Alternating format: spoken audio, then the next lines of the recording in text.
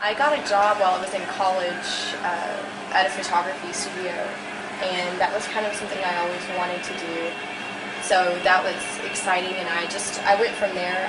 I worked in that company for about 5 to 7 years, and I traveled, and it was long hours. It was good money, but it was like very greedy kind of company. And then I moved back to Dallas, and I started my photography business, and I got noticed by a large company that owns a couple of the classier, like the best kind of clubs that there are in Dallas. So they hired me to be the resident photographer, which means that you work 4 nights a week, you start at 11 p.m. and you go home at like 3 a.m.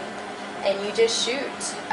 You shoot what happens, you shoot what's going on, and it shows up in all of the tabloids, all the newspapers the next day. When I would shoot in different nightclubs, and that's how it was. I mean, if a camera walked in the room, girls were so willing to do anything. I saw girls take off their tops to expose their breasts and you know, making out with each other, you know.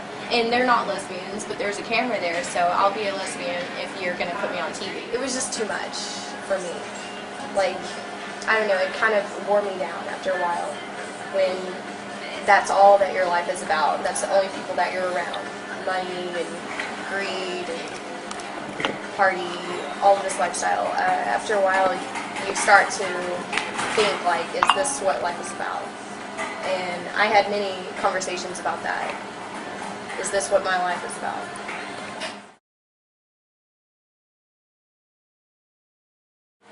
I would talk to my friends, because I talk a lot, and I would just tell them everything that was on my mind, and I would complain, and I would say, I'm tired of this, I'm tired of living this way, you know, and they would tell me what's wrong with your life. It's cool, you know, you get to party, you get to be around these cool people, you get to do whatever you want, this is what you do for a living.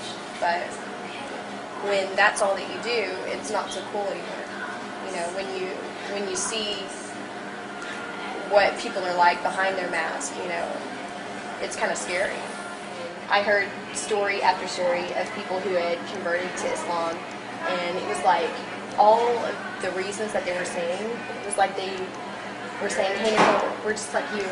We're converting for the same reason. This is, you know, this is the place for you to be. The religion was just kind of like what I was looking for. It was like simplest, you know. It was like you and God.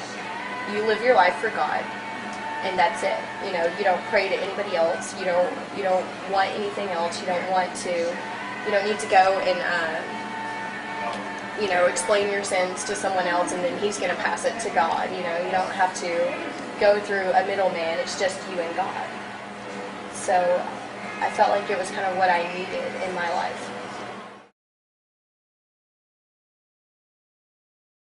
So many girls would die for your life. What would you tell those girls? You know what? I still tell them, even now, it's not what it seems. You know, nothing is what it seems. TV is not what it seems. Reality shows are not real.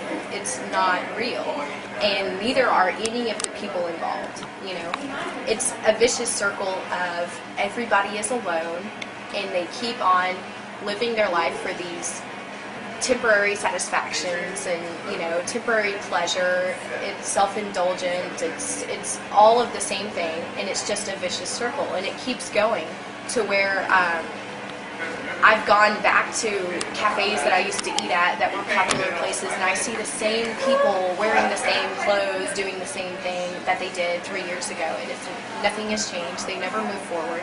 They just stay there because that's what it's like. You have no one to pull you out, you know, and they want to get out. I really think that, what are you living for?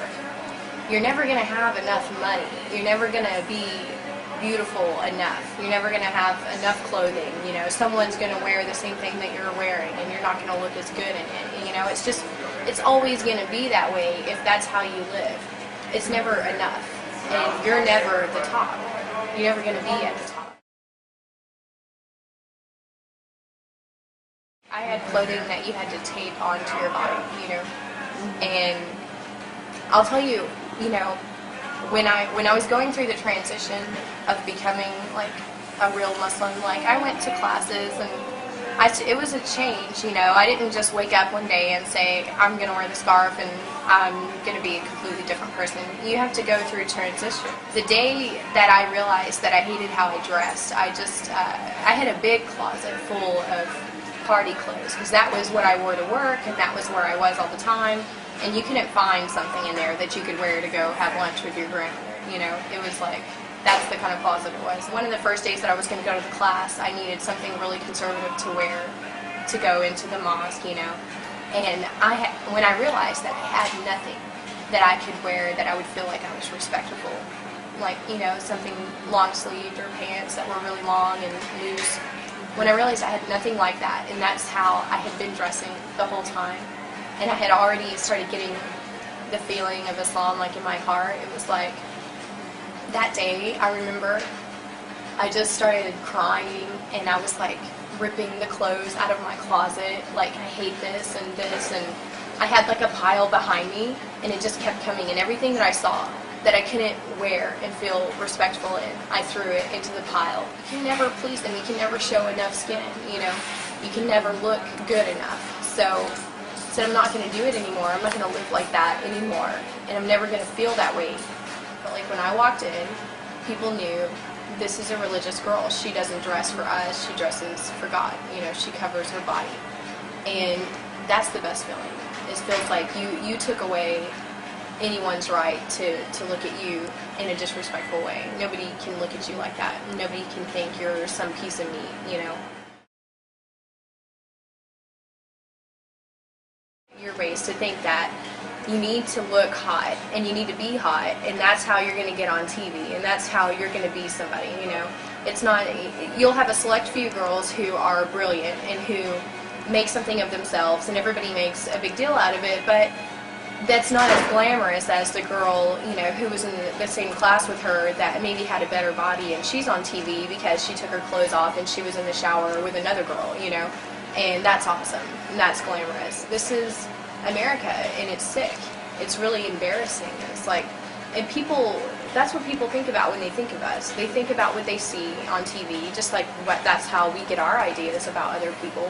And when they see Girls Gone Wild, which is all over the internet, it's all over the commercials, that's what they think. Like, this is what teenage girls do in America. They take their clothes off and they get on a bus and let someone film them. And that's what girls here think that they have to do to get noticed. Well, when you dress in a bad way, there's only one thought, you know. You're trying to attract attention from the only people who are attracted to that, which is men, you know. She's not wearing that for me. She's not wearing that for girls because she thinks that we're going to think it's pretty. They dress that way because it attracts the attention of men, which then gives them this feeling that they're being accepted more, or that maybe that guy, for a moment, maybe he loves them, or maybe he likes them, and they get that attention. You want them to desire you, you know? I mean, just sit and think about it. Why are you wearing that? Why are you showing your rear end? Why are you showing that? Because you want someone to notice it, and you want to look good, because that's what you're told to do, you know? So where is the moral, you know? Are we raising our daughters to think I'm a jewel and I need to cover myself up, and the man that I'm going to spend the rest of my life with deserves to see something that everybody else hasn't seen yet? You know, I mean, do they even have anything left to show their husband when they get married that they didn't show, you know, Johnny at Starbucks or every bozo at Walmart? I didn't know what I was aiming for, you know. I was living what was considered to be a great life and glamorous and having a good time, but there was nothing there, you know. So, and I saw a lot of other people who were doing a lot better than I was, and they had nothing either. So I don't think anybody knows what they're living for, and I'm just glad that I do now. You know, I live for a higher power, and that's it.